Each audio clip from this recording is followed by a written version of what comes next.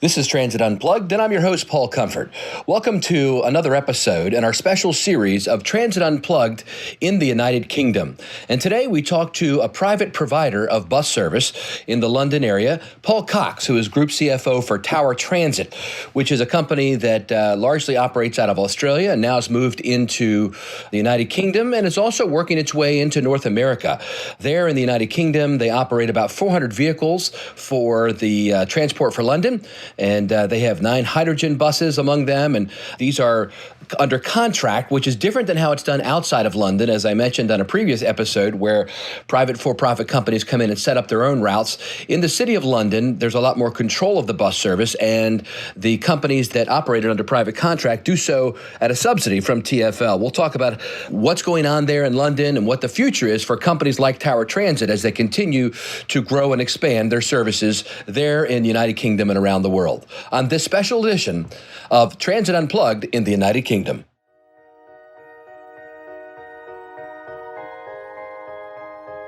What does it mean to be a successful public transit agency? What are you doing to lead the way? It's time to learn from the top transit professionals in North America. This is Transit Unplugged with your host, Paul Comfort. I'm Paul Comfort, and welcome to a special edition of Transit Unplugged. This week, I'm in Britain, meeting with a number of great leaders of transit systems across the country. And today, I'm excited to be with Paul Cox, who is the Group CFO of Tower Transit, one of the major transit providers, not only here in Great Britain, but around the world. I'm sitting in his office in London. Paul, thanks for being a guest on the show today. No, thank you for the invitation, Paul. Yes. So tell us a little bit about Tower Transit. A lot of our listeners in North America, at least, may not be familiar with the company, but you all are a big operator of transit services under contract with government agencies around the world. Yeah. Okay, so the provenance of the business comes out of an Australian set of shareholders who started their business over 20 years ago and have grown it to be the largest operator of public transport in Australia. A few years ago, they had an opportunity to expand overseas, so they raised some more finance, bought a part of the FirstGroup London business, and we run it autonomously, but there was obviously a good amount of corporate knowledge that was brought with it. And we, in London, have a portfolio of over 20 contracts, which are a 5-year churn, which is the London model. And in our 6 years now since we were formed, we've had a couple of corporate acquisitions in other aspects of transport, but the big corporate development was when we won a contract in Singapore, which is a very exciting marketplace. And we were the first company invited to take a contract there outside of the local businesses. So that's good, yeah. First mover in that area. And it's been a particularly interesting and rewarding exercise there to be part of that. At the moment, we are working in Los Angeles, working with the Los Angeles Department of Transport to hopefully provide them with services starting later in the year. That's a very exciting development for us. Fixed route or demand response? No, fixed route. Okay. There's an element of demand response, but it's a relatively small part of the total. But in the Australian business, they have a product for demand responsive. I was just there in Australia. I interviewed their top 7 CEOs, or 7 of their top CEOs there, yeah. It's a product called Bridge, which... Okay.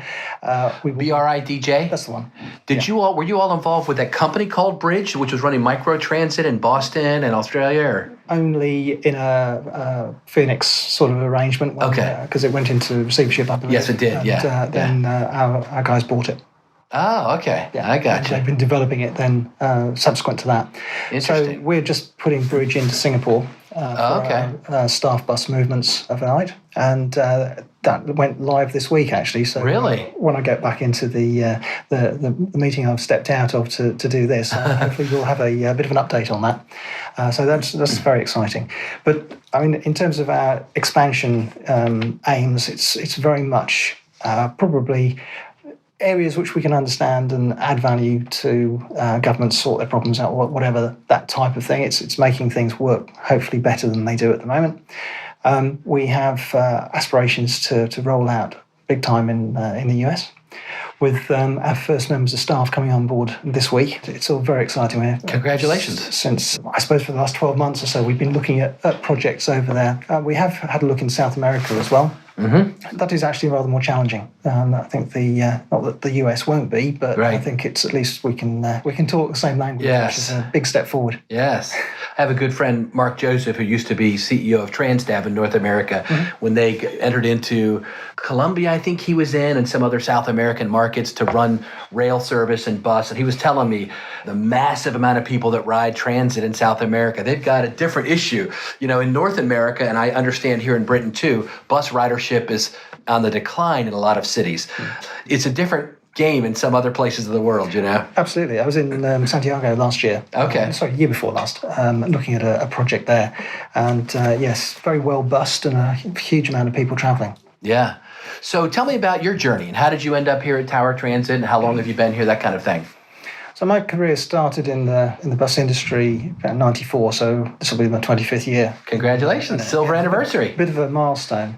Prior to that, I had trained in public practice as a chartered accountant and then moved into the motor industry in retail. So I spent about 5 years wandering around Europe as financial controller of a BMW retail organisation. Okay. So I did a lot of travel, 2 weeks in Germany, a week in France, and a week in the UK every month. That was your routine, huh? Yeah. That sounds glamorous, but no. It gets old. Great company. That was for Inchcape, so the big listed business here. Ultimately moved into a business which had been done a management buyout out of the public sector Birmingham bus organisation. Okay. And they were looking to beef up their financial support to enable the listing, an IPO. But as the timing wasn't quite right for it, and ultimately it was bought by National Express. That put me into the National Express fold, and I was there for about 8 years in various roles, European FD in Australia, and Deputy CEO over there, and that was for rail as well as bus. So that expanded my expertise from bus into light and heavy rail. Where were you based out of in Australia? Melbourne. Oh, yeah. I love Melbourne. It's a lovely city. Yeah, it reminds me of Chicago. It has the same vibe of that. Chicago's one of my favorite American cities. Yeah, Melbourne was amazing. Yeah. Well, I got to travel around a bit there because we had operations both Perth and in Sydney. So I got a good flavour of it. Yeah, PTV, I met with all their guys. Yeah, it was good. So we had 3 franchises over there. Which, was a difficult, challenging commercial environment. Yes. But again, something that you learn from. And I made a good number of contacts there, came back to the UK, and for the next 3 or 4 years I actually ran my own consultancy business for various bits, both transport and non-transport related. And then I was approached by an investment bank to help with a due diligence project in a transport business, and they ultimately bought the Stagecoach London business, which was an interesting carve-out from a PLC. I was there for 5 years before we then sold it back to Stagecoach. The private equity backers had sort of done what they wanted to do with it and came out the other side. So Stagecoach brought it back, and at that point another child came along, so I had a bit of time off and helped my wife with that. And then I read about the Transit Systems acquisition from First Group, and I thought, I've not come across Transit Systems before. I literally picked the computer up, got on LinkedIn, emailed Clint Foyer, the CEO, and said, done some of this before if you'd like a chat. Started the following week. Really? Wow. It's that quick. And how long ago was that? That was in 2013. Okay. And they're such a great bunch of guys. Yeah? Really enjoy working with them. That's great. As I say, we've had a roller coaster journey over the last few years, including refinancing the facilities and all that sort of good stuff that as accountants get involved in. But it's a sort of blend of finance and commercial role. Yeah. Because we're a very thin team here. We've got an executive chairman, a chief operating officer, myself, and a legal director, and that's the is that top right? tier, basically. So your G&A is very small, huh, for this? Yeah. And obviously we have a local MD in Singapore, but I've been there 3 times this year so far, so it's a relatively well-trodden path over to assist. Well, that probably puts you in a position to bid low a lot, right? We don't have all that G&A overhead. Yep, indeed, although there's probably more than we would like, and we're still a little bit subscale in certain areas, so being able to spread it even further will make us more competitive. I like how you've You've been in a bunch of the companies that are doing the work over here, so that gave you a very broad perspective. I was mentioned to you earlier, me too. I've worked for a number of companies in North America and feel like I have a broader industry perspective than just one company. So tell us about the model of how it works here in London, if you would. And then I'd like to get, since you're the CFO, but you're still involved in the day-to-day operations, I'd be interested, a follow-up question is how it works financially for private companies. How do you actually make a profit over here? I'm real familiar with how it works in America. The margins are very thin when they operate in America, these companies. But in Great Britain, Australia, and other countries, most of the transit service is outsourced. Unlike America, where it's usually just commuter rail, commuter bus, and paratransit demand response. In North America, most of the fixed route bus, the light rail systems, or the trams, and the subway systems are all operated directly by government employees. So I was CEO of MTA in Baltimore, and I had, 3,300 employees, and then I had 2,000 contract employees, but they just ran, like I said, commuter train, commuter bus, and paratransit. So tell us about the model here in London especially, and how it works for you all. Yeah, I suppose the first thing to do is to say that actually London is different from the rest of the country. That's right, yes. So the model elsewhere in the country is it's a fully deregulated market. Right. So the operators plan the routes, set the fares, collect the money, and make a profit. Yeah, that's very interesting. And it's all quite real-time stuff because you can register a route in a matter of 6-7 weeks, and you can equally come off a route in the same sort of time frame. Really? So, Okay. But in London, it's more regulated, right? Yeah, and it's because of the need for a common ticketing system across modes and sensible timetabling, so you get connections with all the various railway stations and so forth. So it makes an absolute load of sense to have done it this way. So there's it's about 800 contracts, I think, in London at last count. Wow. Something of that order. And these vary from 60 vehicles down to maybe one in terms of their scale. And we've got a blend from the largest to the smallest. So we run about 400 vehicles here. The model is that the assets are, for the most part, operator side. We have a couple of projects with Transport for London, for instance, with a hydrogen project where they actually own the vehicles and lease it to us for a peppercorn. Hydrogen, did you say? Hydrogen power. Yes, yeah. And we've been running those for, I'd say, 7 or 8 years now. Really? So they've been, they were run by First originally, yes. And we've taken those on. How is that working? I've got a friend, Lauren Skyver, who runs Sunline Transit in California, and she's a leader in hydrogen fuel. She's actually building a hydrogen power plant at her transit facility. Is going to sell the fuel. Yeah. How is it working here for you in London? Yes, I mean, again, it's a very small-scale operation. Yeah? How many vehicles would you say? We've got 9. 9 vehicles, okay. But the important thing is that whereas when we started, it was very difficult to get a whole day's service out. Mm-hmm. We now are they're as efficient as a diesel. Where they're out for a full day without any difficulty. So we've refined the whole thing and got it working quite smoothly. Very clean, right? No emissions. Yeah, that's great. Just water comes out the back, which is great. That is neat. Yeah. So for the most part, we own the bus assets. We finance them from our lenders, of course. But we have a mixture of real estate, with some of it owned by ourselves. This one we own, but we're sitting in at the moment. And we have another one leased from Transport for London, actually, in the east side of London, quite close to the Olympic Park. Mm-hmm. So that's how it works here. So you bid on a tender. Yeah. And how many contracts you said you had? We've got about 20 to 25. 20 to 25 contracts running 400 buses. Yeah. Okay. Yeah. So they overlap. They're not all the same time. No, and what's the average time of a contract over here? They're all 5 years. 5 years, okay. Unless it's something specific that we tend to attend. So they're generally a 5-year term. 2-year extension if you hit years 4's operating metrics. Okay. They need that lead time to retender it if you don't meet the targets, obviously. And I suppose roughly half get extended and half don't. Okay. It very much depends on the traffic congestion incident in the route area. Yeah. How are you judged when you do these evaluations? Is it price plus other factors like how you've been operating and those kind of things? They look at the quality of the work? I suppose the quality of work is sort of threshold to get you into the discussion in the first place, rather Okay. than being part of the evaluation, is the way I understand it. Oh, I see. I mean, unfortunately, with the fiscal issues we have here in the UK, there's not an awful lot of premium that can be brought into any transport contract. So it tends to be the price is the key driver of it. Interesting, yeah. Yeah. And here in the UK, we have a piece of legislation called the Transfer of Undertakings Protection of Employment Rules, which means that staff move when the contract moves. So Unionized?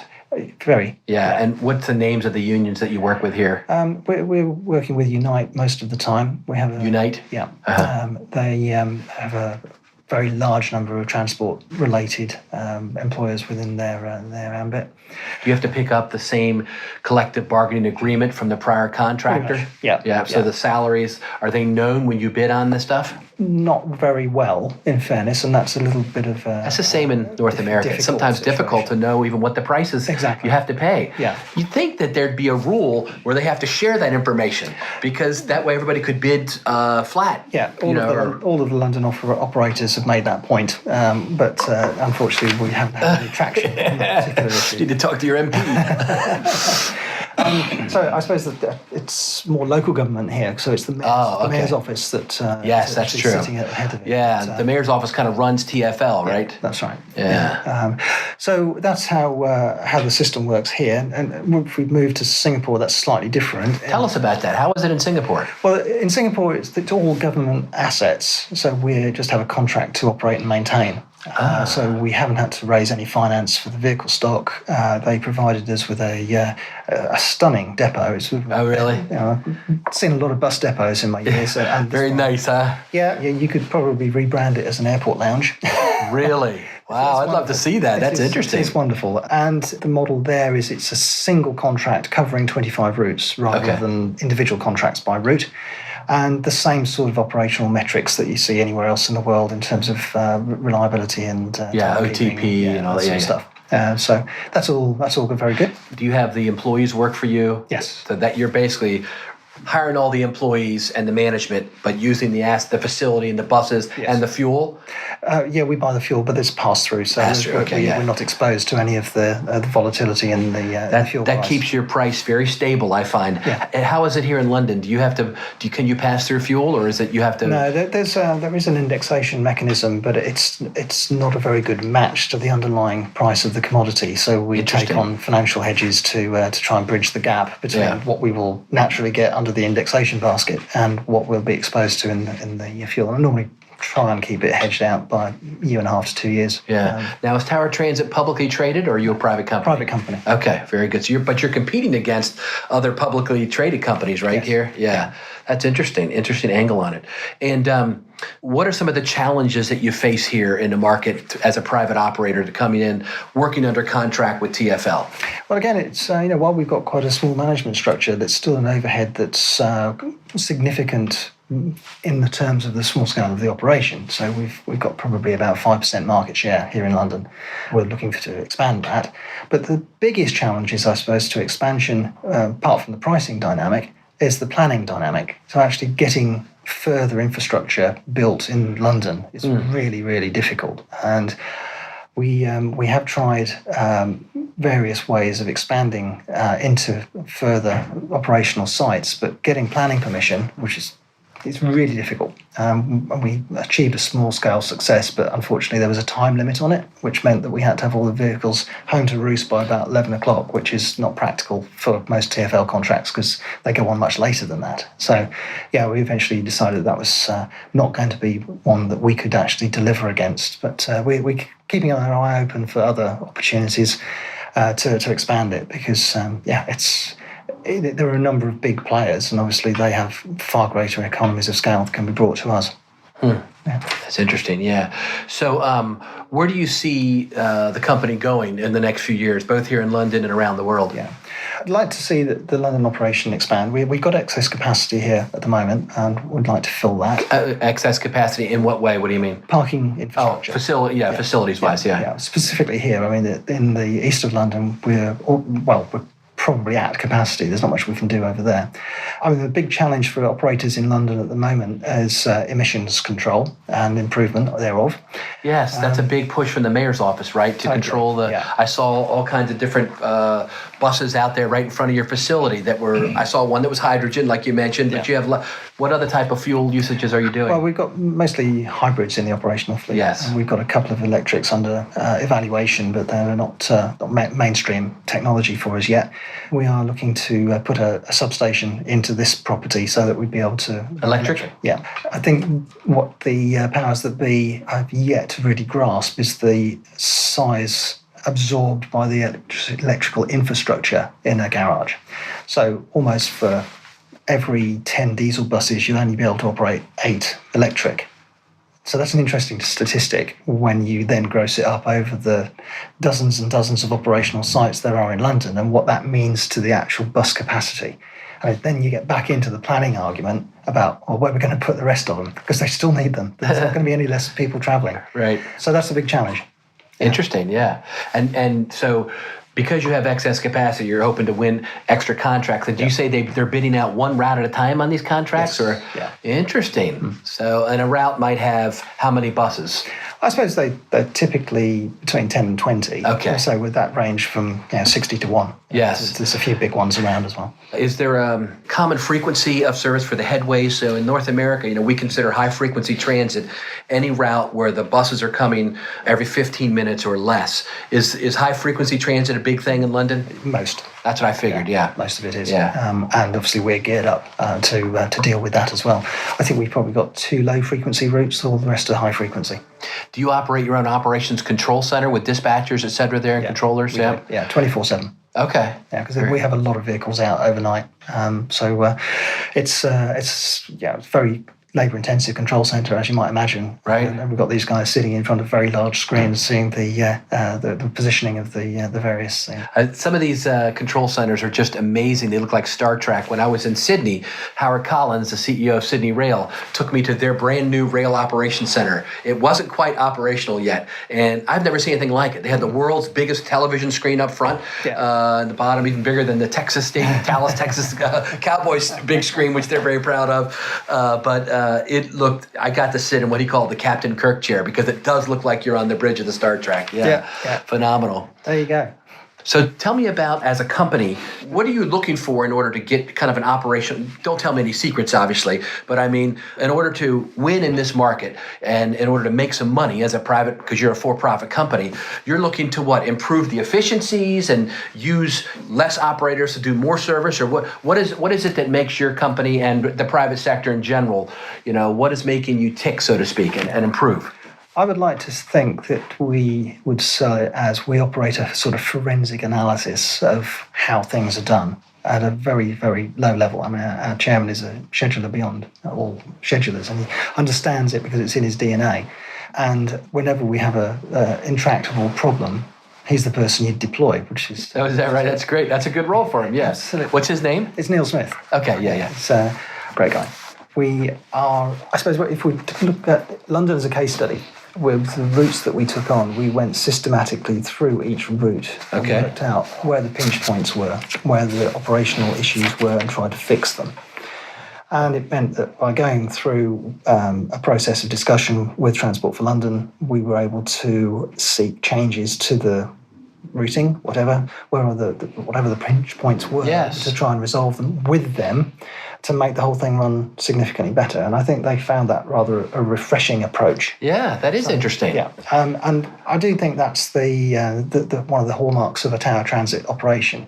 So we like to think we fix things for government. And if we look at the Singapore case study, there was I suppose a bit of a malaise around that. We came in and we definitely had a change to the labour relations, the way that staff were paid. There's an issue in Singapore where the reliance on foreign nationals doing work is carefully controlled by the Ministry of Manpower, and the Ministry of Transport negotiated with them a higher threshold for foreign workers for the period of this privatisation process. So the baseline for all of their organisations is 40%, and they moved it up for 60% foreign workers for the first 3 years. So we took a slightly different approach when we went in there, knowing that there was this agenda on hand. So we had about 350 staff move across from the incumbent operators, and the rest we had to hire ourselves. 100% of the new hires were all Singaporeans. And that's what they want eventually, That's what right? they wanted, yeah. Which means our dependency ratio, as it's called, was about 17%. And they were all from the people we inherited. And how did you do that? How were you able to get so many? It was a change in the market perception of what a bus driver's role in life would be, and their ability for progression and soft stuff like introducing maternity and paternity leave and that sort of things, which were not really as you would expect them from other operating environments, and making it a job that was seen to be something of value and putting a bit of a respect culture around it, I suppose. And that was why we achieved it. And we had, at one point, we had 7,000 people waitlisted for interview, which was an amazing feat from our HR team. Yeah.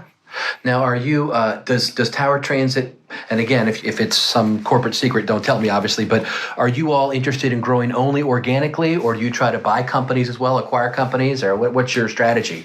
Well, I prefer to acquire contracts because of the model. Just bid on contracts and win. Because we've got a fairly well-trodden path in terms of our BD approach to these people. But given that the more progressive authorities keep the assets on their balance sheet rather than ours, bidding for contracts is a relatively low cost of entry from a financial perspective. Yeah. Whereas if you're buying somebody's profitable business, you're paying a multiple of earnings with an expiring contract. Right. And to my mind, it doesn't make a lot of sense to pay any more than the net present value of the future earnings stream, plus whatever you might modify that for the asset base. But you're going to be talking about a lot of money. Right. And it's not as accretive to shareholder value as going into a new start situation. Yeah. And relying on our ability to do the transitions well and effectively. So it's a much better way of moving the business forward, I think. And why don't we talk about that to kind of close out the interview? I think this is a fascinating interview, by the way. Paul, you're giving me stuff that I've never heard before on one of the shows. Talk to me about, I've done this in my career, but I've never heard anybody really talk about it publicly. When you win a contract and then you come in and you take over the employees and you have to then, like you say, transition. Mm-hmm. Talk to me for a few minutes about a successful transition and how you do that. Again, no secrets, but just in general, how does it work? I think the key thing is getting some respect for the people, because so many organisations don't do that. If we were to take a walk around the garage, and I don't have an operational role here, obviously, but most people know who I am and are very happy to wave, say hello, whatever, that sort of thing. And it's been a real change over the time that we've owned it. People seem to be a lot more open to ideas. I mean, obviously that comes from walking the talk, doesn't it? Yes. You've got to do that. But so when you come in, though, which positions do you normally replace with your people? Is it just the general manager or other positions too? A bit lower down as well. I thought so. Yeah. So if we take Singapore as case study, at one point we probably had 6 people over there in different roles, from diagnostic technician all the way up to operations director. Okay. Out of how many people in the whole operation? Well, the back office and middle office would account for about 100. Okay. Yeah. So there's a bit of a cultural exchange. Yes, right. Every jurisdiction is different, but there's certain things where you need to have it done the way you want it done, otherwise you're not going to be able to deliver the product as you've sold it. Yes. But in the same way, you've got to respect local ways of doing things, but try and just like the supertanker, move it to the bit that you want, really. Yeah. That's interesting. And our guys have been very, very successful at doing that.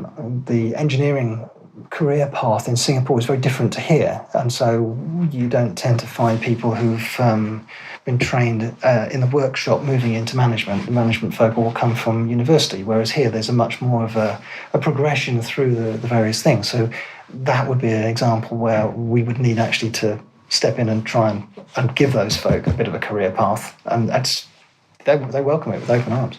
So you would say that your primary focus in a successful transition is focusing on the people, the employees, and making sure that they're well taken care of, and they feel an affinity for your company, so to speak. We're nothing without the people. Yeah. That's a great angle, Paul. Anything else? you want to talk about? We could go on for yeah. But no, thank you for the opportunity to talk. I love talking about our business. It's such a great place, and I'm sort of now heading towards the end of my career, and I think this has been the most rewarding place I've ever worked. That's wonderful. I think it's probably the testimony to the people I work with, right from top to bottom. Very good. Well, Paul Cox, thank you so much for being with us today on Transit Unplugged, and we wish you much success as you go forward. Thank you very much, Paul. You've been listening to Transit Unplugged, powered by Trapeze Group. To stay up to date, subscribe on iTunes or Google Play, or join the conversation at transitunplugged.com. Thanks for listening.